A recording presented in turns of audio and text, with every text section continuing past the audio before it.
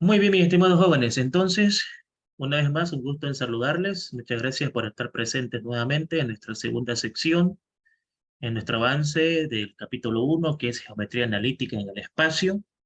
Estamos ahora en nuestra clase 2, en la que vamos a ver lo que corresponde otros cálculos básicos importantes que también debemos recordar para lo que se viene en el avance, digamos, en la materia en cuanto a lo que les comentaba en la sección número uno. Entonces, en la sección número uno nosotros terminamos viendo lo que corresponde los cosenos directores, en la que habíamos dicho de que los cosenos directores nos ayudan a encontrar la inclinación o el ángulo existente entre una recta dibujada en el plano tridimensional X, Y, Z, ¿no es cierto? Y estos cosenos directores nos van a dar en términos numéricos el ángulo formado por la recta en el eje X, en el eje Y en el eje Z, ¿no? Bien. Ahora, ¿cómo nosotros podemos calcular el ángulo entre dos rectas ubicadas en el espacio? Vamos a ver entonces qué es lo que nos menciona la teoría. Para calcular el ángulo entre dos rectas, este cálculo consiste en determinar uno de los ángulos que se forman cuando dos rectas se cruzan en el espacio, cuando se tiene como datos los números directores de cada una de las rectas, es decir, cuando nosotros tengamos a disposición los vectores direccionales de cada recta. Cuando nosotros estemos estudiando más a fondo lo que es la recta y el plano, vamos a ver de que una recta matemáticamente necesitará un vector para ser definida desde el punto de vista analítico, matemático. Y ese vector se llama los números directores. Y el plano también muchas veces va a necesitar que calculemos un vector para que podamos definir un plano también en el espacio, ¿no? Entonces, si yo conozco los números directores de esas dos rectas que se han cruzado en este plano tridimensional, yo puedo calcular uno de esos ángulos que van a formar esas rectas. Por tanto, ese cálculo yo lo puedo determinar a través de una fórmula matemática que es la que ustedes ven acá a continuación. El ángulo formado por la recta L1 y L2 va a ser igual al coseno de alfa, que a su vez en la parte del numerador es igual al producto de los números directores de la recta 1 con la recta 2, es decir, ¿no? La coordenada X con la coordenada X, lo mismo con la coordenada Y, lo mismo con la coordenada Z, es decir, el X1 multiplicado por el X2, el Y1 multiplicado por el Y sub 2 y el Z1 multiplicado por el Z2 sobre la norma de cada vector. Recordemos que en física, ustedes seguramente, hablo de física 1, han hablado mucho de la norma de un vector. Y la norma de un vector es el tamaño del vector. Y entonces en la parte del denominador lo que estamos calculando es el tamaño del vector de la recta 1 y el tamaño del vector de la recta 2. Y vamos a multiplicar esos resultados y al hacer operaciones matemáticas básicas vamos a poder llegar al ángulo formado entre estas rectas. Eso llevado a cálculos numéricos, pues nos lleva al siguiente ejemplo. Hallar el ángulo formado por las siguientes rectas, sabiendo que sus números directores son respectivamente. Entonces acá, vuelvo a repetir, la idea de estas primeras clases es recordar conceptos que ustedes ya han llevado y que es necesario recordar. Cuando digo que ya han llevado, es que en algunos colegios, indudablemente, se llega hasta la geometría analítica, eh, que generalmente es en el doble espacio, pero que también la ven en el triple espacio, ¿no? Pero, como les digo, estos son conceptos que todavía son muy básicos, pero que son muy fundamentales para lo que nos va a venir en el avance de la materia. Así que como ya tengo los números directores de la recta 1 y los números directores de la recta 2, lo que voy a hacer simplemente ahora es reemplazar la fórmula, ¿no? Y entonces, pues, lo que me queda acá es simplemente hacer un cálculo relativamente básico. Ocurre de que aquí, para reemplazar la fórmula, ¿qué es lo que yo necesito? Bueno, este A sub 1 y este A sub 2 aluden a que aquí yo voy a multiplicar el x1 y el x2. O sea, la coordenada x1 y la coordenada x2. 2 multiplicado por 3. El B1 por el B2 alude a multiplicar las coordenadas y sub 1 y y sub 2, que serían 5 y 4. Y C1 por C2 también aluden a multiplicar las coordenadas Z1 y Z2, que serían 7 por 6. Y aquí obviamente vamos a colocar, vean, el tamaño del vector de la recta 1, ¿no? A sub 1, B sub 1, C sub 1, aludiendo al vector de la recta 1, y A sub 2, B sub 2, C sub 2, aludiendo al vector de la recta 2. Entonces aquí simplemente pues A sub 1 sabemos de que es 2, B sub 1 sabemos de que es 5 y C sub 1 sabemos que es 7. De igual manera, A sub 2 es 3, B sub 2 es 4 y C sub 2 es 6. De ahí para adelante la calculadora nos puede hacer el trabajo tranquilamente. El resultado de esta parte de acá pues va a ser indudablemente el siguiente. Tenemos 6 más 20 más 42. Y en la parte inferior, en el denominador, tenemos aquí, en primera instancia, el siguiente cálculo. Aquí sería 4 más 25 más 49. Y en esta parte de acá tenemos 9 más 16 más 36.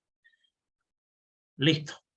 De aquí para adelante, ya la calculadora nos puede hacer todos estos cálculos de acá. Sumando estos resultados, vamos a tener 6 más 20 más 42, que me da 68. Y aquí lo mismo, ¿no? Tenemos 49 más 25 más 4, que me da raíz de 78. Y en esta parte de acá, que sería 9 más 16 más 36, que me daría 61. Así que efectuando aquí operaciones, en verdad no hay que ser tan detallista como lo estoy diciendo yo. Generalmente, digamos, los que estudiamos ingeniería tenemos por naturaleza el detalle de hacer paso por paso, pero en este caso, indudablemente hay pasos que aquí podríamos haber saltado, ¿no es cierto?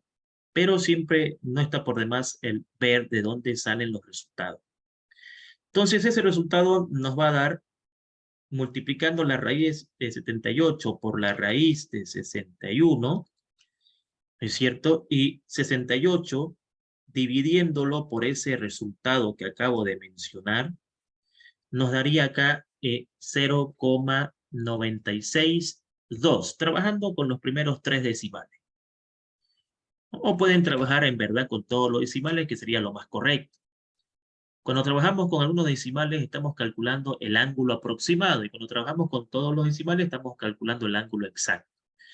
Entonces aquí pues alfa, que es el ángulo que estoy buscando, va a ser igual al coseno a la menos 1, porque estoy despejando alfa de 0,962. Ustedes me pueden acompañar con su calculadora también, si tienen ahí de repente a mano, para que puedan hacer un seguimiento de los cálculos que estoy haciendo. Y bueno, pues no, tenemos aquí el valor de alfa. ¿Qué es alfa? Pues el ángulo formado por estas dos rectas. Entonces acá tenemos un ángulo de 15 grados, que obviamente la calculadora nos arroja grados, minutos y segundos, pero aquí nos interesa más que todo la parte angular, es decir, 15 grados, ¿no? Por lo tanto, ya tenemos conocimiento de cuál había sido el ángulo formado por estas dos rectas, la recta L1 y la recta L2. El mensaje que nos da también este ejercicio es que para calcular el ángulo entre dos rectas ubicadas en el espacio, yo solamente necesito conocer el vector de la recta 1 y el vector de la recta 2. Con esos datos ya tengo todo para calcular el ángulo entre esas dos rectas. Hablemos un poco del plano. Se llama así a un elemento geométrico cuya superficie es capaz de contener infinitas rectas coplanares. Su ecuación analítica se le escribe cuando se tiene como datos los números directores de una recta contenida y las coordenadas de un punto. También se le escribe cuando se conocen las coordenadas de 3 puntos por donde obviamente va a pasar el plano. El plano tiene 3 formas de expresarse analíticamente, las cuales paso a mencionar a continuación. La ecuación general del plano, que tiene esta nomenclatura, ax más by más cz más d, que es una constante, igual a 0. La ecuación simétrica del plano, x sobre a más y sobre b más z sobre c igual a 1. Y la ecuación normal del plano, x por el coseno de alfa más y por el coseno de beta más z por el coseno de tita menos rho, esta es una expresión griega, es un ángulo griego, ¿no? Igual a 0. Entonces, la matemática me está diciendo de que yo un plano puedo expresarlo de estas 3 maneras. Nosotros generalmente en esta materia nos interesa la primera, pero no es que no se utilice la segunda y la tercera, sino que la primera es la que tiene más uso en esta materia. Para ello, vamos a ver acá un pequeño ejemplo aclaratorio para ver de qué estamos hablando. Ok, dice que debemos encontrar la ecuación del plano que pasa por el punto 1, 2, 3 y tiene como normal del plano los valores 2, 4 y 6. Bueno, ¿qué es lo que me está dando acá el ejercicio? Los dos datos que yo generalmente voy a necesitar para calcular un plano. Un plano matemáticamente se va a definir cuando yo conozca un punto que pase por ese plano y su normal. La normal es un nombre técnico que se le da al vector del plano. Entonces, yo conociendo un punto que pase por el plano que yo quiero calcular y conociendo su normal, o sea, su vector direccional, yo puedo definir el plano que me están pidiendo calcular. Para eso, lo que yo voy a hacer es aplicar la fórmula general del plano. Pero esta fórmula general del plano, ¿no?, se puede escribir de esta manera. Sabemos de que aquí va a estar A, y en este caso va a ser X menos X1 más B por Y menos Y sub 1 más C por Z menos Z sub 1. Ok. Y esto igual a 0. Esta ecuación, que es la ecuación general del plano, también se puede escribir de esta manera. A ver. Lo que está haciendo la parte teórica es escribirme la fórmula ya desarrollada, ya con los cálculos realizados, con los despejes, con la reducción de términos semejantes, etcétera, etcétera, etcétera. Pero ¿cómo nosotros llegamos a una respuesta así, como está acá? Reemplazando esta fórmula. Y entonces acá, ¿qué es lo que va a pasar? Ocurre de que de aquí nosotros sacamos A, B y C. A, B y C es la normal del plano. Y de este punto sacamos X1, Y sub 1, Z1. Entonces, reemplazando la fórmula, tenemos lo siguiente. El valor de A es 2 por X menos X sub 1, que vale 1. Por B, que vale 4. Y menos Y sub 1. Y Y sub 1 vale 2. Bueno, aquí lo borramos sin querer, pero lo podemos corregir. Aquí está. Ok, sería acá y menos 2. Y aquí tengo z sub 1, que vale 3, y el valor de c, que vale 6. De aquí hay que hacer operaciones elementales. Entonces aquí, multiplicando todo esto, obtendremos el siguiente resultado.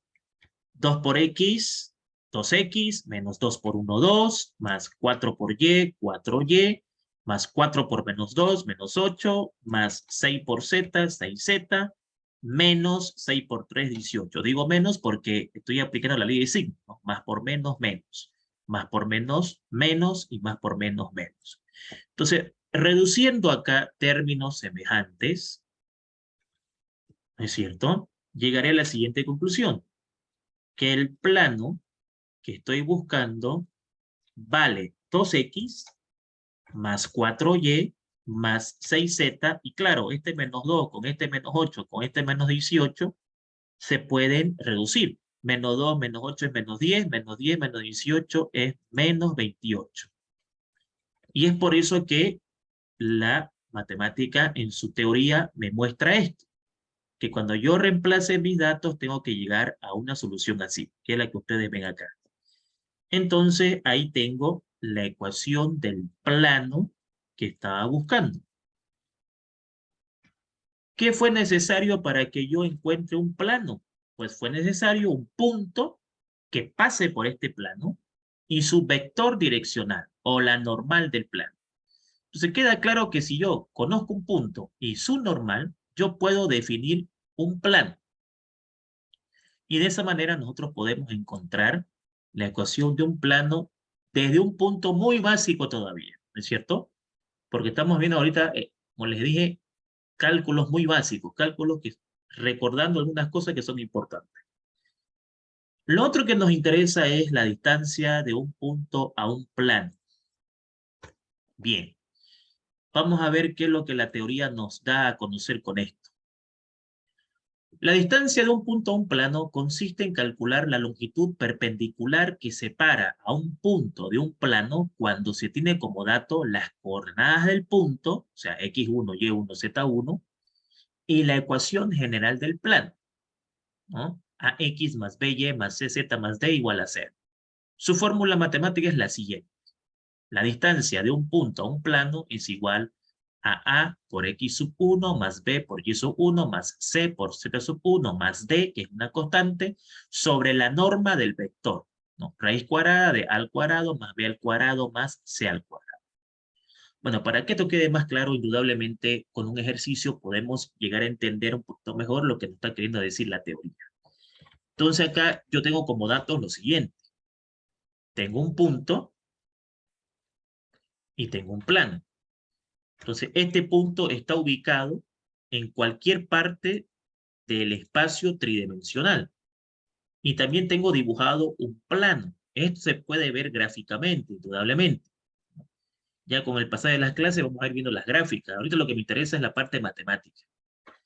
Entonces, si yo tengo un punto ubicado en estas coordenadas y tengo un plano, y yo quiero saber cuánto es la distancia de este punto a este plano, pues simplemente tengo que aplicar esta fórmula. Pero la fórmula que me pide para que yo pueda calcular esa distancia. Pues, a ver, entendamos la fórmula. La fórmula lo que me pide es lo siguiente. En la parte del numerador, lo que tú tienes que multiplicar es A, B y C, que son la normal del plano. Entonces yo vengo para acá y digo, necesito la normal del plano. Esa normal del plano puede parecer que no me lo hayan dado, pero la normal del plano se calcula del plano. ¿Qué es la normal del plano? Los números, los coeficientes que acompañan a X, que acompañan a Y y que acompañan a Z. O sea, la normal de este plano es 3,2, menos 4. Esa es la normal del plano. Cada vez que nos pidan calcular la normal de un plano, nos están pidiendo cuáles son los coeficientes que están con la X, que están con la Y, que están con la Z. Entonces, A vale 3, B vale 2, C vale menos 4. ¿Cuánto vale X1? 2. ¿Cuánto vale Y1? 7. ¿Cuánto vale Z1? 9. ¿Cuánto vale D? D es la constante del plano. O sea, D es el valor que no depende ni de X, ni de Y, ni de Z. Entonces ya prácticamente tengo todo. 3 lo voy a multiplicar por 2, más 2, que lo voy a multiplicar por 7, más menos 4, que lo voy a multiplicar por 9, menos 5, porque más por menos es menos, sobre el valor de la raíz cuadrada de a al cuadrado, que vale 3, b, que vale 2, y c, que vale, esto entre paréntesis, menos 4, porque es un valor negativo. Listo. Entonces acá pues tendré lo siguiente. En la parte de arriba tendremos 6 por un lado, 14 por el otro, menos 36 por el otro, menos 5 por el otro lado. Y acá tendremos 3 al cuadrado 9, 2 al cuadrado 4 y 4 negativo al cuadrado 16. Ok, por lo tanto ya esta es una operación que la calculadora tranquilamente me la puede hacer sin ningún problema. Aquí sería 6 más 14, menos 36, menos 5, eso me da menos 21, sobre la raíz de 9 más 4 más 16, y eso me da 29.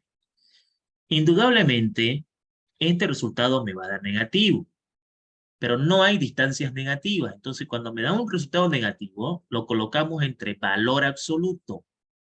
Si ustedes revisan alguna bibliografía o tal vez algún libro que yo les pueda aconsejar de la materia, van a ver de que muchas veces esta fórmula viene acá con un valor absoluto. Eso es porque existe la posibilidad que la respuesta sea negativa, como ahorita, y entonces eso se coloca entre un valor absoluto.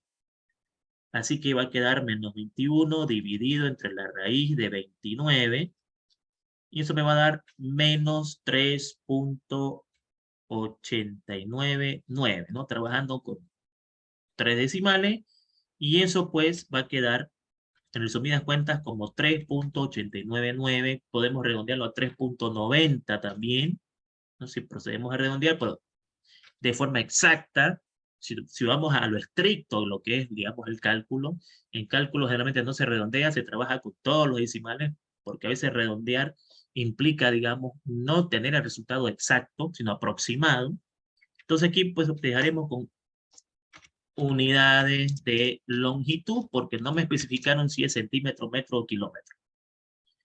Y entonces lo que acabo de calcular es la distancia que hubiese entre este punto P y este plano 3x más 2y menos 4z menos 5 igual a 0. Ok. Ahora, ¿cómo puedo calcular el ángulo entre dos planos? ¿No es cierto? Eso es lo que vamos a ver a continuación. Bueno, para calcular el ángulo entre dos planos, haremos lo siguiente. Se llama así al ángulo formado entre dos planos cualesquiera, cuando se cortan, obviamente, ¿no? O sea, la existencia de un ángulo es cuando dos expresiones tienen un punto de intersección, ¿no? Dos rectas que se cortan forman un ángulo, dos planos que se corten en algún sitio van a formar también un ángulo, ¿no? Este ángulo se va a reproducir entre las normales, que son los vectores direccionales del plano. La expresión se calculará como el ángulo formado entre dos rectas, como se ilustra a continuación. Dados los números directores de las normales de los planos, la normal del plano 1 y la normal del plano 2, la fórmula para calcular el ángulo entre dos planos está dada por la siguiente expresión. Básicamente lo que nos está diciendo acá es que si yo quiero calcular el ángulo entre dos planos en el espacio, estos planos deben cortarse y los datos que yo voy a utilizar para calcular ese ángulo entre esos dos planos son los vectores, son las normales de esos planos. O sea, la normal del plano 1 y la normal del plano 2. Y entonces aquí tengo la fórmula que me va a llevar a calcular el ángulo formado por esos planos. Por lo tanto, aquí yo tengo como datos dos planos, el plano peso 1 y el plano peso 2. ¿Qué es lo que me interesa a mí de estos planos? Sus normales. Y ya hemos visto con el problema anterior cómo se calculan las normales de un plano o los vectores de un plano, también llamados vectores direccionales. Con estos planos que me han dado, yo puedo decir tranquilamente lo siguiente. La normal del plano 1 es igual a 3,2, menos 4. Por eso que es importante los conceptos. Peor si estudiamos ingeniería, ¿no? El concepto es fundamental. No hacerlo por hacer, sino que entender lo que estamos haciendo. La normal del plano 2, ¿no es cierto? Va a ser, pues, 5, 2 y 3. Recordemos un poco más qué es la normal de un plano. La normal de un plano es el vector direccional de un plano y que sale de los coeficientes que acompañan la X, la Y y la Z de un determinado plano. ¿Ya? ¿Listo? Entonces, pues aquí solo me queda reemplazar la fórmula. Vamos a reemplazar la fórmula y procedemos a calcular el ángulo entre estos dos planos. Entonces acá, ¿qué vamos a hacer? Lo siguiente. En el numerador tengo que multiplicar las coordenadas X, Y y Z de cada normal. O sea, quiere decir X con X, Y con Y, Z con Z. Aquí me va a quedar 3 multiplicado por 5, más 2 multiplicado por 2, más menos 4 multiplicado por 3. Y aquí en la parte de abajo debo calcular la norma de cada vector. O sea, la norma de cada vector es el tamaño de cada vector.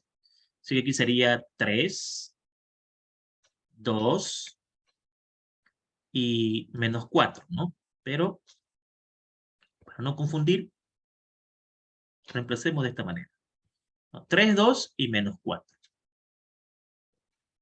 Ahí está. La normal del plano 1 y por acá la normal del plano 2, que es 5, que es 2 y que es 3. La calculadora de aquí para adelante es la encargada de llevarnos al resultado que estamos buscando. Entonces, pues aquí, ¿qué es lo que va a pasar? Aquí lo que va a pasar es lo siguiente. Aquí en la parte de arriba ya podemos hacer los cálculos pertinentes. Aquí me va a dar 15, me va a dar 4. Y aquí obviamente me va a dar menos 12. Y aquí en la parte de abajo, ¿no es cierto? Me va a dar 9 más 4 más 16. Y en la parte de la otra raíz, 25 más 4 más 9. Listo, no es más. Acá pues tendremos lo siguiente. En la parte de arriba tendremos 15 más 4 menos 12, que me va a dar 7. Y aquí pues tendremos obviamente el producto de estas raíces, que sería aquí raíz de 29. Y en esta parte de aquí sería raíz de 38. ¿No? Y de acá podemos despejar el ángulo. Bueno, este resultado me va a dar raíz de 29 multiplicado por la raíz de 38, 7 dividido entre esa respuesta, me va a dar 0,210. Entonces, como yo quiero el ángulo, específicamente, el ángulo va a ser igual al coseno a la menos 1, ¿cierto? Porque ese coseno tengo que despejarlo. Entonces, coseno a la menos 1 de 0,210 y listo, ¿no? La calculadora me va a dar la respuesta de este ángulo. Y de esa manera se calcula el ángulo formado por dos planos. Ok, entonces aquí vamos a decir lo siguiente. Sacando el coseno a la menos 1 de ese resultado, tenemos entonces 77 grados. Como siempre, trabajando solo con la parte angular. Listo, 77 grados. Perfecto. Ya tengo entonces ahí lo que corresponde al ángulo formado por estos dos planos. Luego está lo que es la recta en el espacio. Se llama así a un elemento geométrico definido por la intersección entre dos planos cualesquiera. Su ecuación analítica se escribe cuando se tiene como datos las coordenadas de dos puntos cualesquiera. También se le escribe cuando los datos son las coordenadas de un punto y sus números directores. Es decir, la recta en el espacio se genera cuando dos planos se intersectan. La intersección de dos planos en el espacio forman una recta. Ahora, la recta tiene cuatro formas de expresarse analíticamente, las cuales son la ecuación general de la recta, ax más by más cz más d igual a 0, la ecuación simétrica de la recta, x menos x1 sobre a igual a y menos y1 sobre b igual a z menos z1 sobre c, la ecuación cartesiana de la recta, x menos x1 sobre x2 menos x1, igual a y menos y1 sobre y2 menos y1, igual a z menos z1 sobre z2 menos z1, y la ecuación paramétrica de la recta, que es cuando las coordenadas x, y y z dependen de un parámetro, ¿no? Del parámetro, en este caso, t. Y también tenemos lo que se llama el ángulo entre una recta y un plano. Que si bien podemos calcular el ángulo entre dos planos o el ángulo entre dos rectas, obviamente podemos calcular también lo que se llama la parte de el ángulo entre una recta y un plano, ¿no es cierto? Entonces acá vamos a realizar un ejemplo, ¿no? Por cuestiones de tiempo. Entonces acá me dice hallar la ecuación de la recta que pasa por el punto P y tiene como números directores 2, 4 y 6. Entonces aquí, si yo tengo un punto y tengo los números directores, yo aquí puedo encontrar tranquilamente la ecuación de la recta. Una recta se puede definir conociendo dos puntos. Una recta se puede definir conociendo un punto y su vector. Si yo conozco el punto y su vector, entonces yo puedo calcular la ecuación simétrica de la recta. Esta es la ecuación que voy a utilizar para encontrar la recta. ¿Cómo sé eso? Por los datos que me dieron.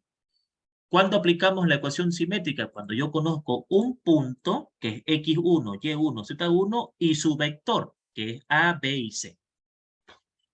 Eso obviamente lo vamos a hacer más detallado cuando estudiemos la recta y el plano más a fondo. Aquí simplemente estamos haciendo conceptos básicos.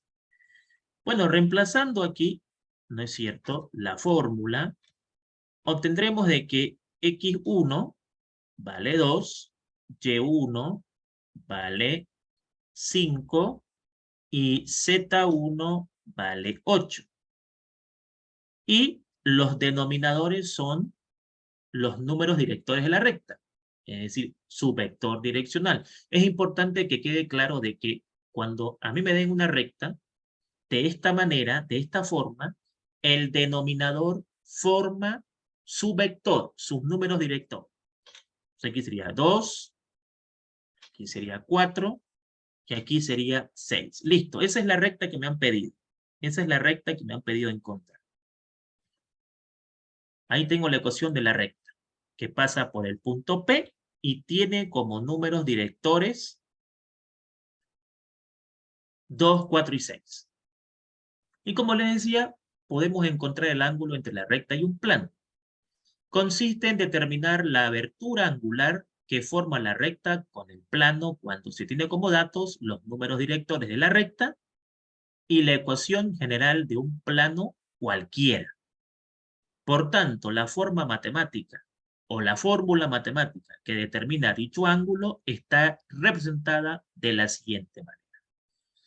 Entonces acá, vean ustedes que yo tengo como datos, ¿no es cierto?, una recta y un plano. ¿Qué necesito de esta recta? De esta recta necesito su vector, porque dice, para calcular el ángulo entre una recta y un plano, tú necesitas, me dice, ¿qué cosa?